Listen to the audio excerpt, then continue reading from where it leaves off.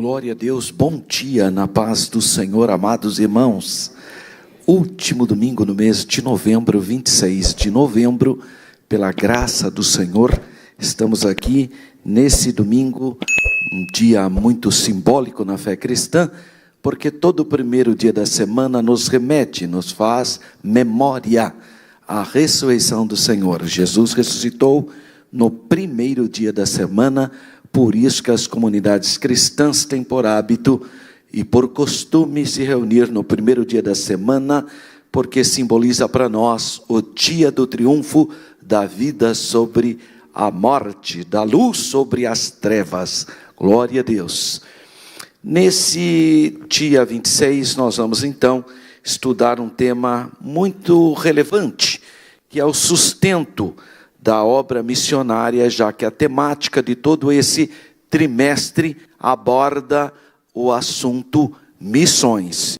A igreja e o sustento missionário escolheu como texto maior, como texto áureo, o texto principal, Filipenses capítulo 4, versículo 19, que fala de fato sobre as ofertas. Se você ler todo o contexto do capítulo 4, fala sobre a ajuda à obra de Deus. E Paulo, no versículo 19, declara: o meu Deus, segundo as suas riquezas, suprirá todas as vossas necessidades em glória por Jesus Cristo. Amém. E a verdade prática, a ideia, o resumo, o pensamento principal de toda a lição, enfoca o sustento missionário. É um investimento espiritual que Deus acredita na conta dos doadores, de todos aqueles que têm uma visão a respeito da obra de Deus e vão contribuir para a expansão material do seu reino. E a leitura bíblica em classe está na carta ou epístola do apóstolo Paulo aos irmãos de Filipenses, capítulo 4, entre os versículos 10 e 20, que vai dar o contexto, exatamente o contexto, porque o nosso texto áureo é o 19. Então agora, lendo esses 10 versículos, os irmãos compreenderão o contexto do nosso texto áureo. Então eu convido todos os presentes para que reverentemente se coloque de pé. Você que está aí na sua casa, nos acompanhando ao vivo, graças a Deus, que você possa também ler comigo, ou abrindo a sua Bíblia, na carta de Paulo aos Filipenses, ou abrindo a sua lição bíblica, ou então acompanhando pelo telão. Vamos todos ler, se possível, ler de maneira alta. Quanto mais você faz esse exercício, mais possibilidade de absorver o que está escrito. Então leia com calma e vamos compreendendo, porque são assuntos autoexplicativos. Então capítulo 4 da carta de Paulo aos Filipenses, versículo 10, diz assim: ora, muito me regozijei no Senhor por finalmente reviver a vossa lembrança de mim, pois já vos tinhais lembrado, mas não tinhais tido a oportunidade. Não digo isto como por necessidade, porque já aprendi a contentar-me com o que tenho. Sei estar abatido e sei também ter abundância. Em toda maneira, em todas as coisas, estou instruído, tanto a ter fartura, como a ter fome, tanto a ter abundância, como a padecer necessidade.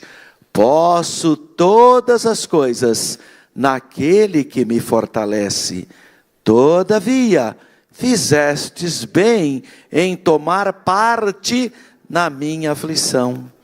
E bem sabeis também vós, ó Filipenses, que no princípio do Evangelho, quando parti da Macedônia, nenhuma igreja comunicou comigo com respeito a dar e a receber, senão vós somente, porque também uma e outra vez me mandastes o necessário a Tessalônica. Não que procure dádivas, mas procuro fruto que aumente a vossa conta. Mas bastante tenho recebido e tenho abundância, cheio estou, depois que recebi de Epafrodito o que da vossa parte me foi enviado, como cheiro de suavidade e sacrifício agradável e aprazível a Deus. O meu Deus, segundo as suas riquezas, suprirá todas as vossas necessidades em glória por Jesus Cristo. Ora, no nosso Deus e Pai, seja dada glória para todo sempre. Amém. Amém, irmãos? Oremos. Pai Santo, Deus eterno, no nome do Senhor Jesus, te damos graças pela vida de cada irmão, de cada pessoa que está nos acompanhando nesse momento. Meu Deus, nós lemos a tua palavra, palavra poderosa para gestar fé em nós. Abençoa, Senhor. Abençoa este estudo bíblico, que possamos crescer na graça, que possamos crescer no conhecimento de nosso Senhor e Salvador Jesus Cristo. Abra, Senhor, a porta da palavra e traga-nos edificação. Abençoa o teu povo, em nome do Senhor Jesus, com ações de graças. Amém. Graças a Deus. Por gentileza, podeis sentar.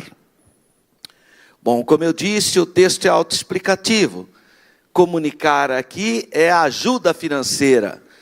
A única igreja, olha que Paulo fundou muitas igrejas, mas a única igreja, a única cidade que tinha sensibilidade nesse quesito de ajudar, de enviar as ofertas, era a igreja de Filipos. Por isso que Paulo cita nominalmente e expressa a sua gratidão. Não que ele estava ou que ele estivesse atrás disso. Eu já falei na última aula os contextos que fez com que Paulo, apesar de ter autoridade moral, evitou pegar recursos daquelas congregações, mas a igreja de Filipe, independentemente de qualquer coisa, tomou a iniciativa em abençoar, em comunicar, em levar as ofertas através do irmão Epafrodito para Tessalônica, onde Paulo estava, para receber então recursos. Agora, vocês perceberam o versículo que muita gente gosta, aí pega lá na caixinha da promessa, ou coloca no carro: posso todas as coisas naquele que me fortalece. Mas vocês viram o contexto, né? Sei estar com fome, sei estar em perigo, sei estar em abundância, posso todas as coisas naquele que me fortalece.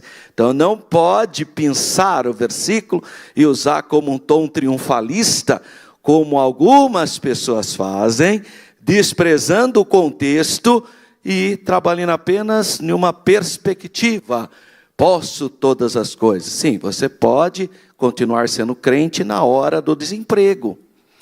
Posso sim, posso continuar sendo fiel na hora de um conflito familiar. Então eu posso todas as coisas, porque quem te fortalece é Jesus.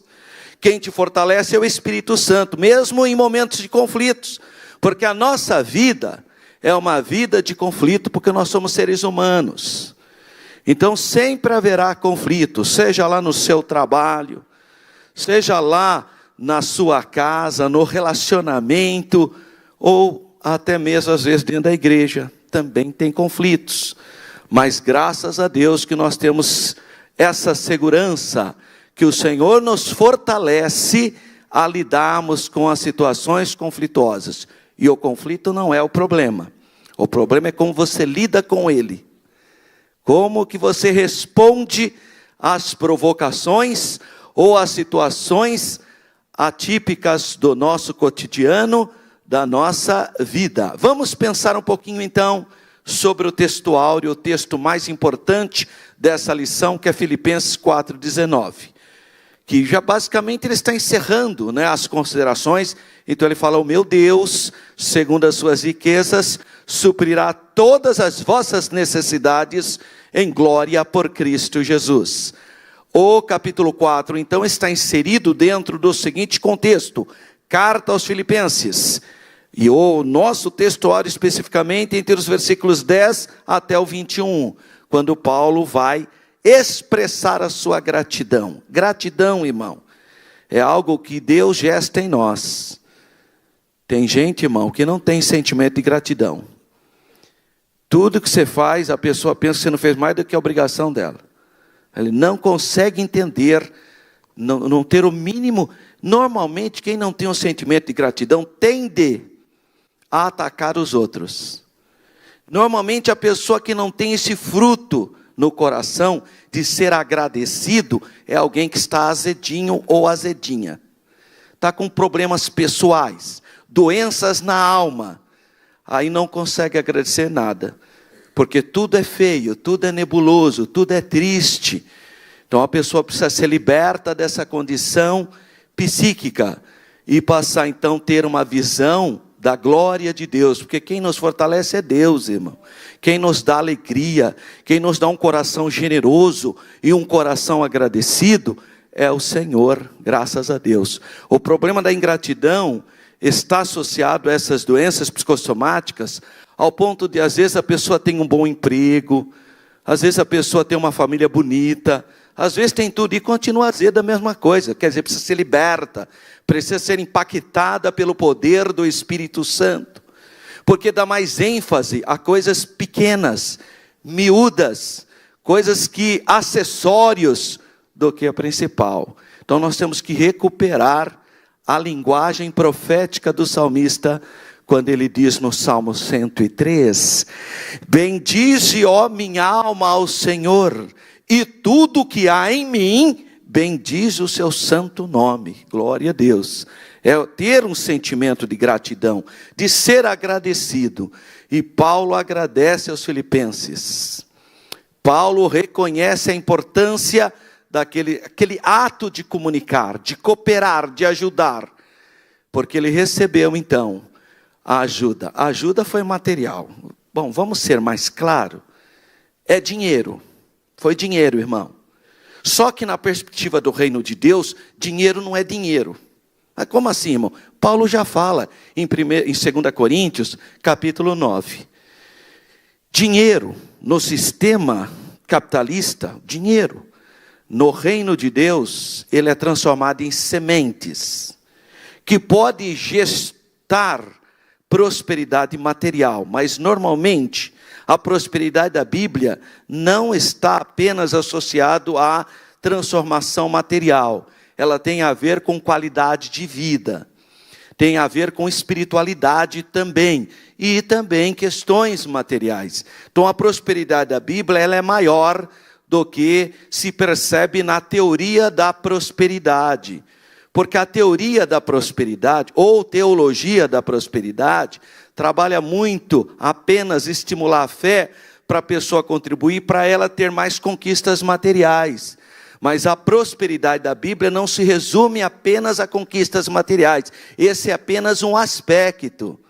Ela tem a ver com qualidade de vida, com espiritualidade, com uma série de elementos. É a prosperidade da palavra de Deus.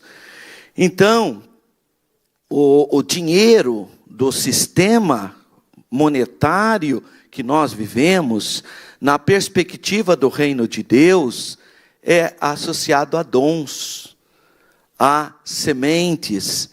Então, se você leu com cuidado, ele não fala dinheiro, ele usa dons, me comunicou, porque é uma outra perspectiva o dinheiro para nós. Ele não tem esse chamariz do mundo, essa perspectiva do mundo.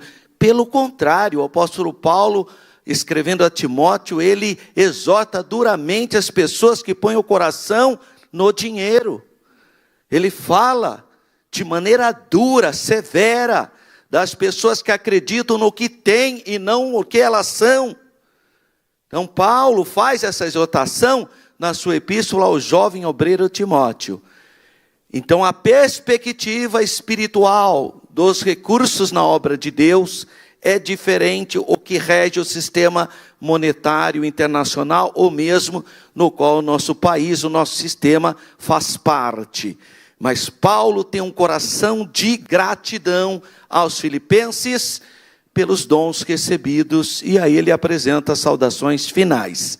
Então ele inicia a seguinte expressão: o meu Deus. Olha só, é importante essa expressão em duas dimensões. Primeiro é que nós vamos pensar que é o próprio Deus, que é o fiador da sua fala profética para os filipenses. Então é como se Deus é que assinasse o cheque. Isso os profetas fazem. Ele, assim diz o Senhor. Então tem origem. Então é o meu Deus é que vai suprir a sua necessidade. Não sou eu não, irmão. Não é o pastor que acha que é o super-homem, que o suor dele te cura, tá? Que é só eu, que se eu pôr a mão em você as coisas acontecem. Quando eu oro as coisas... Não sou eu. É Deus. O meu Deus é que vai te curar.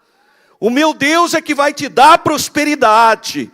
O Deus Todo-Poderoso é que vai fazer a maravilha que você precisa, porque você precisa de um milagre nessa manhã, e o meu Deus, pelo seu poder, trará a vitória na sua vida.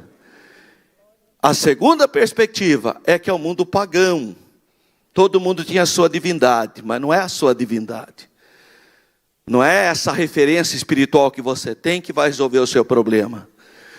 Mas é o meu Deus, o Deus de Abraão, o Deus de Isaac, o Deus de Jacó, o Deus Todo-Poderoso, o Deus vivo. Não os deuses dos homens ou o Deus morto. Então o meu Deus, ele inicia falando, o próprio Deus é aquele que recompensa e dá dádivas aos seus filhos. E bastaria isso para ter segurança que ele é galardoador, que ele abençoa abundantemente o justo, graças a Deus. A recompensa devida jamais será negligenciada por Deus, porque Deus conhece o seu coração. Veja, o Evangelho de Lucas diz que uma viúva foi dar oferta. Talvez você nunca passou a pensar sobre essa perspectiva. Mas olha só, sabe quem estava observando quem dava oferta? Jesus. Jesus estava no pátio do templo. Não é dentro do templo aquela cena. Então a pessoa, coitada, que não conhece, pensa que é igual na igreja hoje, né? Foi tirar oferta. Ou cada denominação tem um sistema de recolher ofertas. Eu já fui em igrejas que não tem o momento da oferta. Você vai lá e coloca em uma espécie, igual no templo de Jerusalém, que tinha locais, cofres especiais para acolher a oferta. Tem igrejas que tiram ofertas, tem igrejas que fica uma pessoa na porta, você coloca no bolso dela, de um oficial, do lado dos homens, um diácono, ou um cooperador, no lado das mulheres, uma irmã piedosa. Tá bom, cada um tem um jeito, irmão. Quem não pode é inventar moda, né? A pessoa, não, irmão, eu ponho escondidinho minha oferta, porque a Bíblia diz o que a mão direita faz, a esquerda não vê. Não, irmão, isso não é oferta. A Bíblia diz, quando deres esmola, o que a sua mão direita faz, a esquerda não vê. E você não dá esmola para Deus. Então não precisa esconder para dar oferta. Não, vou escondidinho, porque eu quero que só Deus seja glorificado. Deus já sabe, irmão, a intenção do seu coração. Então o seu ritual não tem o menor fundamento diante de Deus. Mas tudo bem. Deus não leva em consideração a nossa ignorância. Então ele é misericordioso para abençoar todos, mas não confunda as estações. Quer dar uma oferta com discrição? Tem irmão que não quer nem pôr o nome no envelope. Fique à vontade, irmão. Você não está pecando, mas também você não está certo. Tá? Então não pensa que... Porque tem gente que faz um atinho humano e acha que já está no nível superior a outro. Aí que está o problema. Pode fazer ou não precisa fazer. Mas se for fazer, faça com fé. Porque independentemente de qualquer situação humana, a sua oferta é abençoada. Então não importa como que é o sistema, o importante é que Deus está vendo. Então na época do Senhor Jesus, há 2000 anos atrás, você tem o grande templo em Jerusalém. Tem o pátio das mulheres, essa viúva estava no pátio das mulheres. Tem o pátio dos gentios e o pátio geral, onde o povo, os homens, participavam. E dentro do templo só entravam os sumos sacerdotes. E no Santo dos Santos, só o pastor presidente, só o sumo sacerdote. Uma vez por ano, que era o dia da expiação, ou o dia do perdão, Yom Kippur. Então esse é o funcionamento do templo. E entra uma mulher no pátio das mulheres, e vai lá entregar a oferta, e o Senhor Jesus está vendo. Ele vê quando entra outras pessoas com mais posse, e dá a oferta. E como que era o sistema do povo judeu? Dízimos e ofertas, irmãos. As pessoas levavam os seus dízimos e as suas ofertas. Porque o judeu ele aprende a ser dizimista. Até porque depois da lei, antes da lei ele já era dizimista, porque Abraão é dizimista, Jacó é dizimista, e depois de 400 anos, quando a lei mosaica veio, ele continuou sendo dizimista. Então as pessoas levavam seus dízimos e suas ofertas eram depositadas. E o Senhor Jesus estava observando. Vê um rico que coloca oferta, vê o outro ali, vê um irmão que não é rico. Tal. Até que ele viu uma viúva.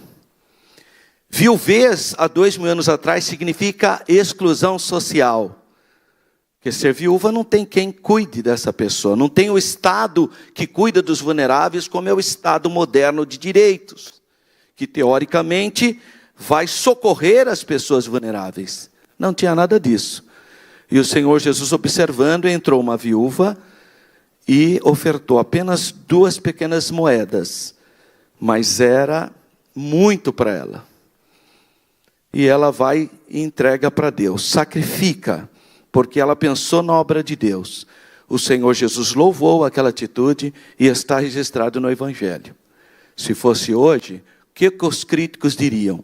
As pessoas que analisam o dinheiro de acordo com o sistema monetário internacional ou do nosso sistema monetário, ao ver aquela viúva, diria, porque é o que eu ouço hoje, onde se viu uma viúva que não tem onde cair morta, dando dinheiro para o pastor, dando dinheiro para a igreja, onde se viu, é o que a gente ouve hoje. Mas a lógica do reino de Deus subverte esse pensamento humano, porque ele não pensa na perspectiva do sistema monetário. Então Jesus louva a atitude de uma mulher excluída, que podia ser até o que é hoje, às vezes, uma diarista, que rala para levantar os seus recursos, mas é uma dizimista fiel, mas é uma mulher fiel, mesmo não tendo às vezes moradia própria, mesmo não tendo nem condições de confortos materiais, mas ela tem aquela fé de honrar o reino de Deus. Jesus elogiou isso. Isso vai contra a perspectiva do sistema. O sistema não aceita isso. A nossa tendência é falar, onde se viu? Que absurdo! Uma mulher excluída socialmente vem sacrificar a Deus tudo que tem. Que absurdo! Mas Jesus reconheceu a importância desse ato, porque a recompensa devida jamais será negligenciada. Por quê? Porque Deus é justo. E o importante é o ato de fé da pessoa, não é a sua opinião, não é o seu achismo, não é a sua visão econômica do mundo. Isso não tem o menor efeito diante de Deus. O importante é o que Deus acha do seu ato de fé. Então continue sendo fiel a Deus, porque o importante é o que Deus está acolhendo e vendo, não o que os homens estão vendo, e muito menos a opinião alheia. Tem um homem na Bíblia que ele reclama de tudo. Quando viu a mulher jogar lá um unguento, um perfume importante na cabeça de Jesus, que absurdo! Meu Deus, poderia ter vendido esse unguento e distribuído aos pobres. São gente, irmão. Deu uma vontade de falar. Sabe? Tem um partido que é assim, é cheio de reclamar. Onde você viu fazer um templo desse? Podia distribuir para os pobres. É comunista, né? tudo é. Só que sabe o que estava no coração dessa gente? Eles desviavam os recursos. Quem fez isso foi Judas. Foi ele que reclamou. Onde se viu desperdiçar? Jesus, que não tem a perspectiva materialista, do materialismo, sabe o que Jesus falou? Vai ficar registrado em todos os evangelhos esse ato de amor dessa mulher. Glória a Deus. Atos de fé. Continue sendo fiel na sua simplicidade. Esqueça o sistema monetário. Ele não dominará sobre você. Você é peregrino na terra. Você não é desse mundo. Você não é desse sistema. Ontem eu preguei no culto de Santa Ceia do Senhor Jesus em Vila Padre Anchieta e até cantamos: caminhando eu vou para Canaã. Se você não vai, não me impeça a ir, porque caminhando eu vou para Canaã. Louvado seja o nome do Senhor. Então não me vem com esse sisteminha mundano, ideológico, porque eu não vou dar a mínima para a sua ideia. Eu vou ficar com o que diz a palavra: seja Deus verdadeiro e todo homem mentiroso. Deus é justo para te abençoar nos seus atos de fé. Paulo não podia recompensar pessoalmente os crentes de Filipos, como eu também não posso recompensar os irmãos que generosamente cooperam na obra de Deus. Não é possível. Mas o meu Deus, aleluia, o Senhor podia, pois Cristo é quem torna fiador de todas as nossas dívidas. Tudo aquilo que você faz, Deus é fiel para te atender. Então ele inicia dizendo: o meu Deus, e continua a segunda parte do versículo: segundo as suas riquezas, suprirá todas as vossas necessidades em glória. Bom, visto que então o suprimento aqui consiste nas riquezas de Deus, não é do homem, não é da denominação, não é isso, irmão. É nas riquezas de Deus. Tem um livro que há muitos anos atrás eu li, de um prelado, um clérigo relevante do catolicismo romano. Eu achei muito interessante. Ele estava com um cardeal importante, passeando pelo Vaticano e vendo a riqueza do Estado do Vaticano. Quem já visitou a Catedral de São Pedro fica realmente impressionado com a beleza, com aquelas obras de arte. E eles estavam vendo os quadros, aquelas obras. E aí um olhou para o outro e falou: engraçado, né? A gente não pode mais falar que nem Pedro e João na Porta Formosa, porque ele olhou para o mendigo e estava pedindo uma ofertinha, e ele fala: não tenho prata nem ouro, mas o que eu tenho te dou, em nome do Senhor Jesus, o Nazareno, levanta e anda. Foi o que ele falou. E esses prelados se refletindo com aqueles ouro, com tanta coisa na Catedral de São Pedro, no Vaticano. Aí ele falou: nós não temos mais autoridade, para falar não tem ouro nem prata, porque aqui tem muito ouro e tem muita prata. Aí o outro cardeal olhou para ele e falou assim: é verdade, só que também não temos autoridade para falar levanta e anda em nome de Jesus, Esse que é o probleminha, Não pode mais falar porque tem muito ouro, mas também não tem autoridade espiritual para dizer levanta e anda em nome do Senhor Jesus o Nazareno. Eu achei interessante essa reflexão dessas duas personalidades, porque a Bíblia diz que não é a riqueza da instituição, da denominação, não é isso, irmão. São as riquezas divinas. Certamente procede de um tesouro inesgotável, que é o tesouro de Deus. Então os crentes de Filipos, eles deram da sua pobreza, eles eram pobres, eram simples, mas eram fiéis ao Senhor. Claro que eles tinham limites, por isso deram o que podiam, foi isso que eles fizeram. Mas com Deus não há limitação. Às vezes você dá uma oferta de sacrifício, mas Deus vai te honrar de maneira poderosa, porque para Deus não há limites. Se o apóstolo Paulo, então, ficou repleto de bens materiais, através da oferta de amor da igreja de Filipos, Então os filipenses poderiam esperar com muita esperança e com uma esperança bem fundamentada na fala profética de Paulo. Os filipenses iriam prosperar extraordinariamente, mas não só na questão material. Não era só na perspectiva material. Eu estou de costa para o coral Voz de Calvário, né? Mas vocês estão me vendo lá, né? Graças a Deus. Então, irmãos, o importante é que não há só uma perspectiva que é a material. Há uma outra perspectiva, que é a saúde, a qualidade de vida. Por exemplo, o último versículo do Salmo 91. Dar-lhe-ei abundância de dias e lhe mostrarei a minha salvação. Então, não é simplesmente viver muito, mas é ter qualidade em cada dia que você viva. Alegria, paz, gozo do Espírito Santo. Então, a prosperidade da Bíblia não se baseia apenas na perspectiva material, embora seja também. Então, a expressão em glória, Ele vai te abençoar em glória, as riquezas de Deus em glória. Ela tem sido compreendida de várias maneiras, não tem uma única. Vamos ver pelo menos 4 delas. Primeiro, a expressão em glória pode estar em foco o mundo de cumprimento, ou seja, o Senhor supriria todas as necessidades. Então, seria a perspectiva material. Todas as necessidades, são todas. E assim a glória de Deus seria revelada mediante a abundância, as bênçãos que viriam. Então, estou em glória, irmão, que bênção, Deus tem me ajudado, estou sendo próspero, maravilha, minha família.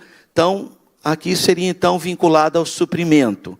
Pode ser, é uma perspectiva. Segunda, ele usa a palavra em como instrumental, que seria com glória aí.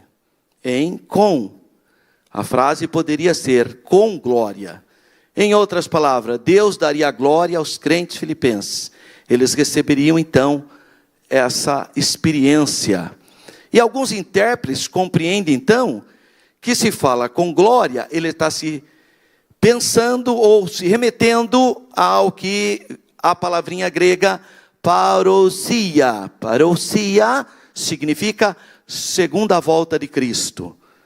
Então a fidelidade dele gestaria a dimensão de levar mais pessoas a Cristo, abreviando a parousia, o retorno de Cristo. Daí a palavra em glória, ou com glória. Então, quando a vinda de Jesus, os doadores fiéis seriam galardoados com glória, recebendo a glória, a bênção, o louvor. Servo bom e fiel, entra para o repouso do teu Senhor. Então, conforme essas interpretações seguem a perspectiva de glória, que está vinculada a riquezas de Deus, então Deus poria a glória, ou naquele estado de glória, que nós ficaremos no advento de Jesus. Então diz assim, que o nosso corpo será transformado para um corpo glorioso, igual a de Cristo. Então pode ser que ele esteja pensando nessa perspectiva do que você fez através do corpo, agora o seu corpo sendo glorificado. Embora Paulo visse esse retorno de Jesus como breve, como próximo, a sua alusão no presente versículo, ainda que vise especificamente a segunda volta do Senhor, deve incluir todo o período de tempo que se passe até chegar.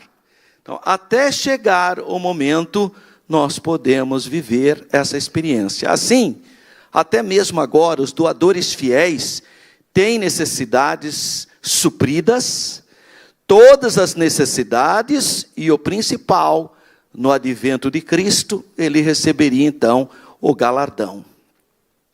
A terceira perspectiva compreende que devemos aqui pensar em riquezas na glória, com esse termo glória. E aí se referiria o quê? Às glórias celestiais.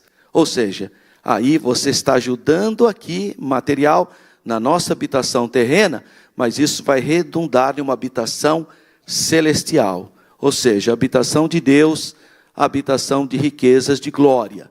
em consonância com o vasto tesouro dos céus, e que Deus supriria então todas as nossas necessidades. Nós teríamos paz no coração e segurança, porque Jesus falou: não ajuntais tesouros na terra, onde a traça, o ladrão mina e rouba. Antes, investi, ajuntais tesouros nos céus, porque são coisas eternas. É aí que eu tenho que estar atento, porque tem muita gente que está gastando a sua energia, o seu potencial, as suas capacidades com coisas que acabam aqui. Não estão pensando em ajuntar tesouros nos céus, mas só na terra. Aí luta, se dedica, constrói um patrimônio, e não há problema nenhum, mas ele esquece dos cultos, não participa das escolas bíblicas dominicais, não participa do culto de oração, não ajuda nenhum departamento, não coopera com nada porque não tem tempo.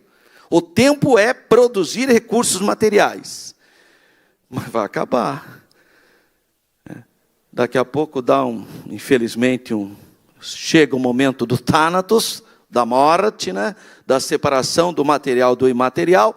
Todo o patrimônio que você produziu, ignorando as coisas espirituais, porque as coisas espirituais não estavam em primeiro plano, como o Senhor falou, mas buscai primeiro o reino de Deus. Então nunca dá para vir num culto de terça-feira, nunca dá para vir um culto de sexta-feira, nunca dá para vir numa escola bíblica dominical, nunca dá. Só vem no culto à noite, olha lá ainda, quando dá. Quando vem na ceia, aí não vem no domingo, porque eu já fui nenhum. Cumpri minha obrigação. Sabe essa coisa mesquinha, desespiritualizada, que vem como uma obrigação? Não, já vim na ceia, então não preciso vir no domingo. Aqui não tem, irmão. Estou falando para um modo geral, para o Brasil inteiro. Abre o olho, irmãzinha. Sabe? Não, já vim no sábado na ceia, hein, Isa? Abre o olho. Já vim no sábado, não preciso vir no domingo. Sabe-se de obrigar. Qual é a sua prioridade espiritual? Então você vem, então se você vem, não preciso vir? Ou você vem adorar a Deus? Porque você tem prazer nas coisas de Deus. Alegrei-me quando me disseram: vamos à casa do Senhor. Essa é uma palavra profética que gera alegria só para alguns. Para um, irmão, tem culto de novo. Olha que fraqueza. Então, eu tenho que ter uma perspectiva do que significa a glória. Os céus são aqui pintados como um vastíssimo depósito. Porque eu estou pensando nas coisas espirituais, no tesouro espiritual. Então eu vou gastar aquilo que eu não posso guardar, que é a minha energia, as minhas capacidades. Eu vou gastar tudo isso no reino de Deus. Vou gastar, até onde eu trabalho, eu vou estar sempre vigiando, tratando bem as pessoas, para que as pessoas sintam a luz de Cristo através de mim. Onde quer que eu vá, eu vou me esforçar, eu vou me gastar no reino de Deus, pensando no reino de Deus, porque são coisas eternas.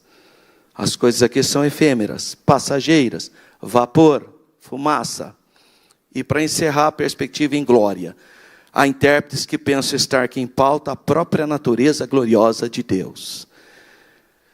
Porque ele fala isso, que nós também seremos participantes da natureza divina dele.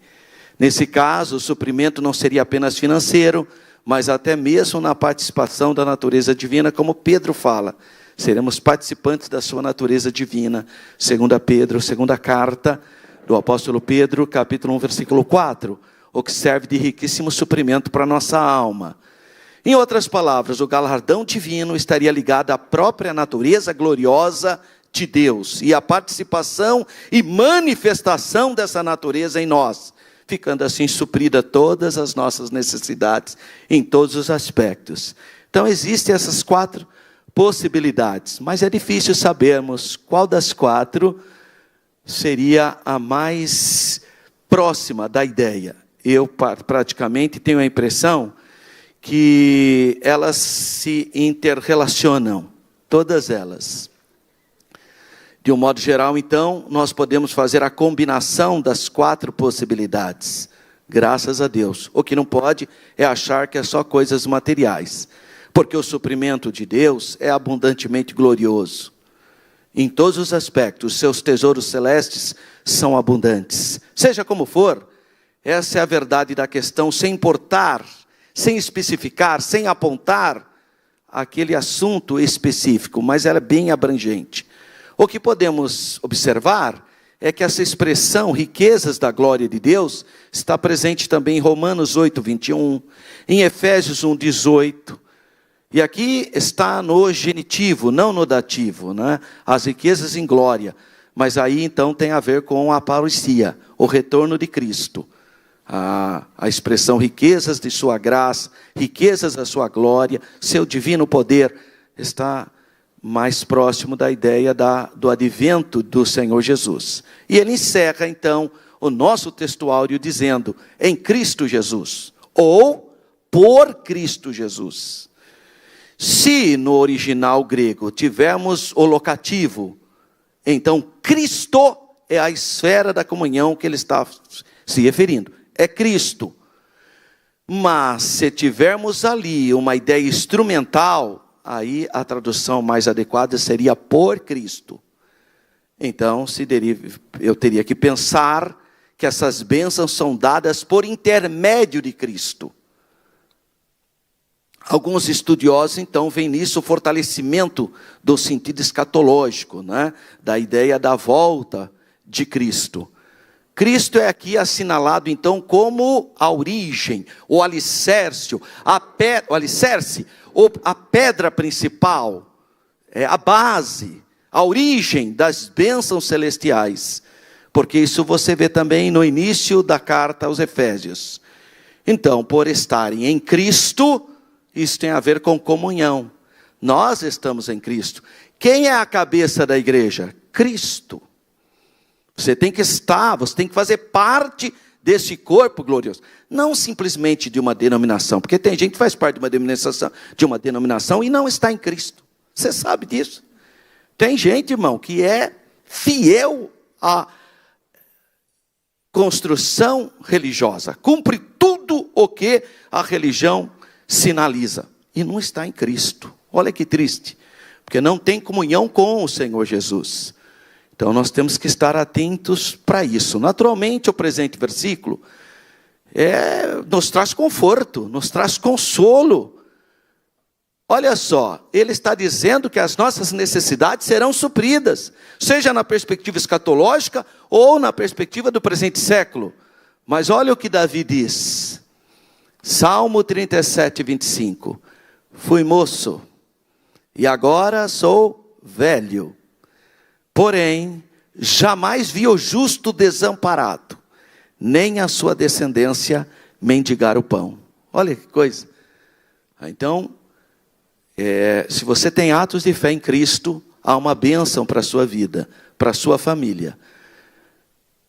Deus cuida de todos que pertencem a Cristo, de maneira abundante, não necessariamente material. Teve muitos irmãos que foram perseguidos no início, foram martirizados, eram considerados os mais miseráveis dos homens, mas tinha grande riqueza espiritual.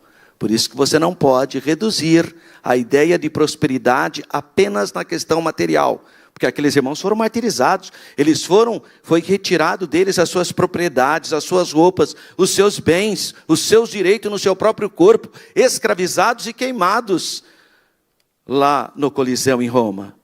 Mas eles tinham grandes riquezas espirituais. Então, cuidado para não ficar apenas na perspectiva material. Então, irmão, na prática, o que nós precisamos entender é que a promessa de Deus envolve a contribuição financeira para o sustento do ministério cristão, para o sustento da obra missionária. Isso que é importante, que você compreenda que quando Paulo agradece os filipenses, ele faz uma orientação, uma exortação, um ensinamento de que as nossas ofertas redundam em bênçãos. Então, essa lição, ela tem a seguinte perspectiva sobre o sustento financeiro da obra missionária atual. E nós vamos ter por base, então, Filipenses. E vamos destacar alguns princípios. E, finalmente, observar a consciência do sustento missionário que cada um de nós temos que ter. Claro que dando uma ênfase especial à igreja local, à obra missionária. Então vamos ter entendimento para investir financeiramente na obra missionária, ajuntando os tesouros nos céus, ou seja, colocando como prioridade a obra de Deus. Então o primeiro tópico é a igreja de Filipos e o sustento missionário. Paulo e a igreja na cidade de Filipos. No texto bíblico em classe, nós lemos então os 10 versículos que fala como a igreja dos filipenses voluntariamente cooperou no sustento do apóstolo Paulo. O apóstolo Paulo era um missionário vivendo pela fé. Ele foi com a cara e com a coragem, pregando a palavra de Deus, e Deus o sustentou. Mas no trecho de Filipenses, que nós lemos aqui, no preâmbulo da lição, capítulo 4, versículos 10 a 20, fala sobre a abundância e a escassez na vida dele e que ele estava preparado. Porque tem gente, irmão, que não está preparado nem para ser rico e nem para ser pobre. Se ficar rico, desvia. Se ficar pobre, desvia também. Tem gente que é por isso que tem o Salomão, se não me engano, se não me foge a memória, ele fala, olha, não dê riqueza demais para eu não ficar soberbo e perder o temor de Deus. Mas também não me dê pobreza para eu não ficar nervosinho. Quer dizer, nem tão lá, nem tão cá. Quer dizer, é o equilíbrio. Mas tem gente que tem dificuldade de lidar com os problemas. Enquanto está tudo bem, é tudo glória a Deus, né? Mas o primeiro aperto, pula, né? Então ele fala, temos que saber lidar, porque a vida é assim. A vida tem momentos de abundância e tem momentos de escassez. Quando estava, então, a serviço do Sinédrio, ele vivia uma vida boa, o Paulo. Ele era uma pessoa que tinha prestígio, tinha a carta do sumo sacerdote, era um homem, foi criado aos pés do rabino Gamaliel, tinha cidadania romana, um homem muito além do que da sua época, né? Mas quando ele aceitou a Jesus como seu Salvador, irmão, ele virou um Zé Ninguém. Foi perseguido, foi preso, foi apedrejado. Meu Deus do céu. Então Paulo, irmão, ou ele realmente viu Jesus, ou não tem lógica o que aconteceu com esse homem. Porque ele tinha prestígio, tinha todas as condições, tinha recursos, e aí vai aceitar uma coisa marginal, que tira tudo dele. Então a vida financeira de Paulo foi para água abaixo. O privilégio de participar do sustento missionário. Veja isso como privilégio, irmão. Eu já falei para vocês. Tem gente, irmão, ai, meu Deus, que fraqueza. Irmão, está aí o boleto da televisão, o boleto do condomínio, o boleto da casa, não sei que casa aí de coisa, da Casa Bahia, sei lá eu, e tem também o boleto da missão. Boleto da missão, o boleto do dízimo. Tem alguma coisa errada com a sua administração. Dízimo, missões, Instituto Paulo Freire, quilo de alimento não perecível, não pode entrar nessa contabilidade humana, de obrigacionalidade, não é isso. Você tem que ter experiência espiritual com a oferta de amor que você semeia na obra de Deus. Então converse com Deus, apresenta para Deus, tem essa sensibilidade, esse relacionamento espiritual. Está ajudando o missionário, ora por aquilo, semeie com alegria. Não tem aquele sistema de um compromisso, como se fosse algo humano, do sistema. Não, irmão, porque senão vai perder a bênção de Deus, porque a Bíblia diz que Deus ama quem dá com alegria, não por necessidade. Se for por necessidade, irmão, você está perdendo tempo. Então, faça as coisas com gratidão, com fé, com alegria, como sendo um privilégio. Então, à luz do exemplo da igreja de Filipos, os membros e obreiros daquela igreja local percebiam que eles eram privilegiados, abençoados em ajudar os missionários. Os filipenses faziam isso, então, com alegria e altruisticamente. Eu já falei para vocês a diferença de você fazer com altruísmo e fazer porque você recebe por que você está fazendo. Então, eu trabalho em uma grande empresa, tal, sim, mas você recebe, né, pelo que você faz. Então, não tem altruísmo nisso. O altruísmo é quando você vai prestar um serviço voluntário, não esperando nada em troca. Quando a gente semeia para a obra missionária. Você nem sabe, às vezes, quem é o missionário. Você nem sabe que país está. Nem sabe o nome da cidade. Mas você está ali fiel, sustentando. Chama-se altruísmo. Maneira alegre e voluntária, porque você vê a obra de Deus. Assim, conforme já estudamos, orar, interceder, acompanhar financeiramente o ministério dos missionários, é uma bênção, é um privilégio, graças a Deus. Mas há uma relação espiritual. Quando o corpo de Cristo assume este compromisso de apoiar as missões no mundo todo. Então, esferas do sustento missionário. O trabalho missionário envolve esferas que precisam ser financiadas economicamente. Quando uma igreja envia um missionário, ele precisa custear o quê daquele missionário? Não é pegar e falar, toma, se vira. Não é bem assim, irmão. Nós temos que ter responsabilidade.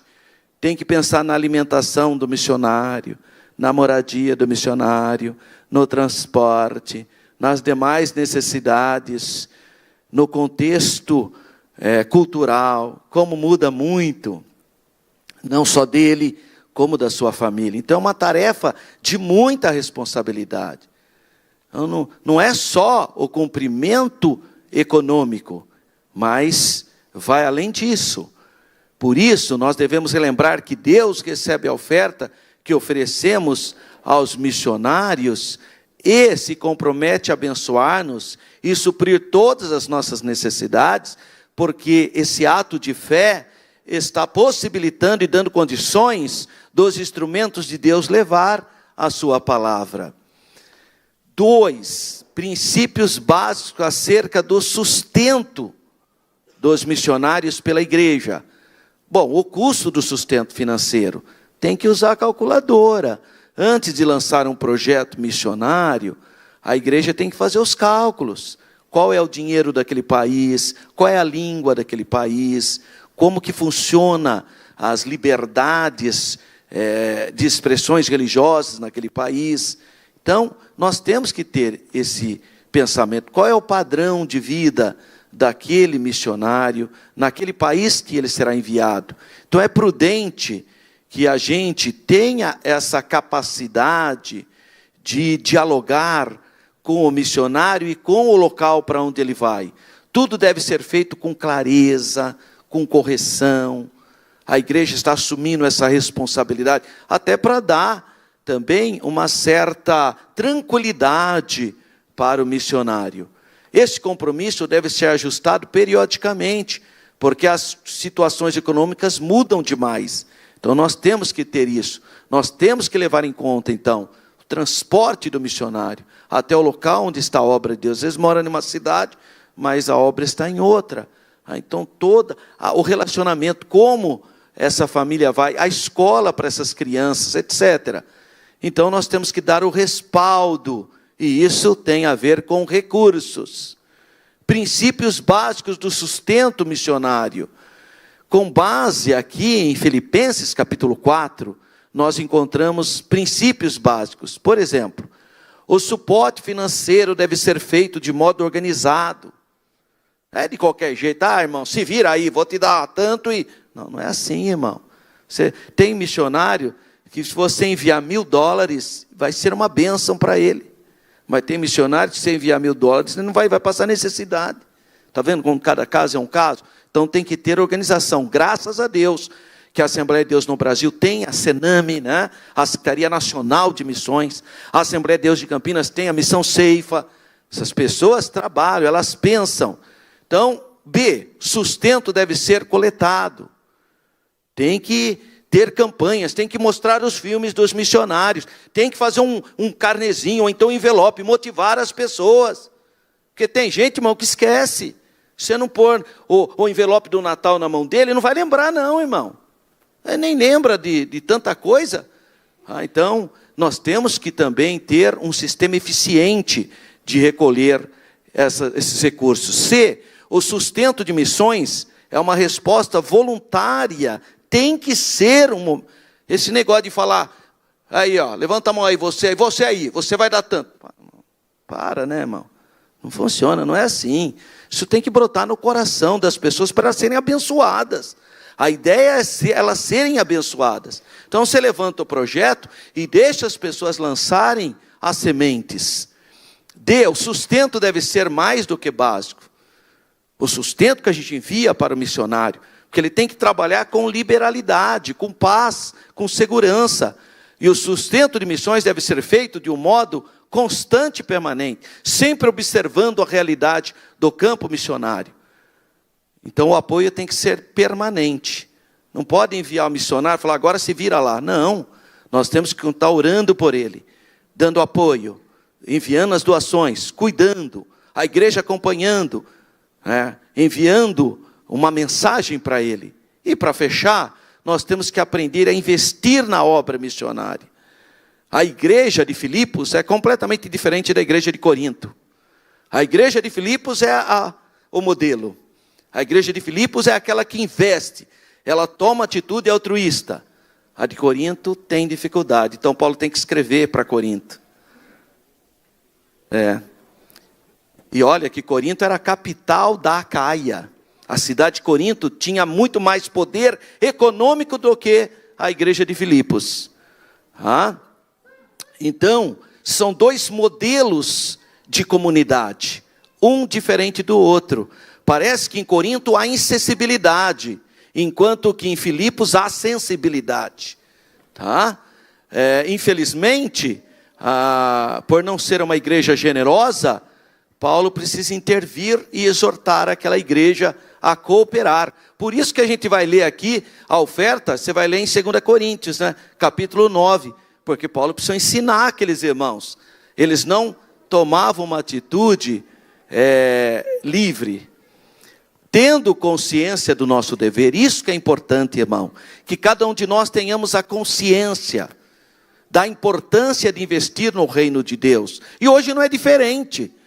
Cada um, seus irmãos sabem a importância, os irmãos são conscientes do que é a obra de Deus e como nós temos que ajudar na necessidade dos nossos missionários. E pessoas financiando a obra divina. É essa a realidade. Ou você não dá, às vezes, para a gente, uma única pessoa ajudar o missionário. Mas eu, pastor Nestor, pastor Isaías, Coral Vozes do Calvário, todo mundo dando um pouquinho, a gente consegue. Então são as pessoas mesmas que vão ajudar. E a gente vê isso também no ministério de Jesus. São as pessoas que financiam a obra do Senhor. As mulheres ajudavam Jesus com as suas fazendas. Então, historicamente, a igreja está caminhando porque todos os irmãos assumem essa responsabilidade e passam a ter sensibilidade. Finalmente, olha só o que o grande missionário Hudson Taylor, que foi o grande missionário britânico na China, que se vestiu como chinês, que quis viver como um chinês para levar Jesus para os chineses. Vamos ver o que ele fala. A obra de Deus, feita segundo a vontade de Deus, jamais terá falta dos recursos de Deus. Então Deus sempre cuidará, independentemente da sua oferta, independentemente da sua cooperação. Deus quer que você esteja abençoado. Quando você semeia, você será abençoado. Mas independentemente do seu recurso, a obra de Deus jamais para. Porque os celeiros divinos são abundantes. Então nossos dízimos e as ofertas são uma maneira de reconhecermos a soberania de Deus, a vontade de Deus, para que o evangelho atinja toda a terra. Para que essa meta então seja alcançada, Deus conta com todos nós, todo mundo cooperando. Ninguém não tem nenhum talento, alguma coisa você tem que você pode cooperar. Deus conta então conosco, para continuarmos mantendo a grande obra de Deus. O Senhor nosso Deus conta comigo, conta com você. Quando você coopera, a gente consegue imprimir mais Bíblias, Sociedade Bíblica, os Gideões Internacionais, mais Novos Testamentos, mais folhetos, mais programas televisivos, internet, etc. Graças a Deus. Então, irmãos, Que Deus continue abençoando, que nós tenhamos essa consciência da importância de semearmos na obra de Deus. E se Deus nos permitir, próximo dia 3 de dezembro, nós vamos ter a lição de número 10. Qual é o tema? O desafio da janela 10 por 40. O que é a janela 10 por 40? Olha ali, ó, é aquele quadrado ali, tá vendo? Venha no próximo domingo, não perca essa aula. Essa aula é muito importante, porque nós precisamos despertar na igreja um grande número de irmãos intercessores, para Deus quebrar as resistências que estão nessa janela. Olha, são os países mais populosos do mundo. Olha lá, a Índia, a China, são países que perseguem o evangelho, são nações populosas. Então nós precisamos que os irmãos venham para a próxima aula para aprender sobre a janela 10 por 40. Que Deus continue abençoando os irmãos, que vocês tenham uma semana abençoadíssima, um novo mês, que é o mês de dezembro, esse mês lindo, que nós celebramos sim, o verbo que se fez carne, possa ser um mês de prosperidade espiritual e material. Muitíssimo obrigado, Deus abençoe e continue abençoando os irmãos.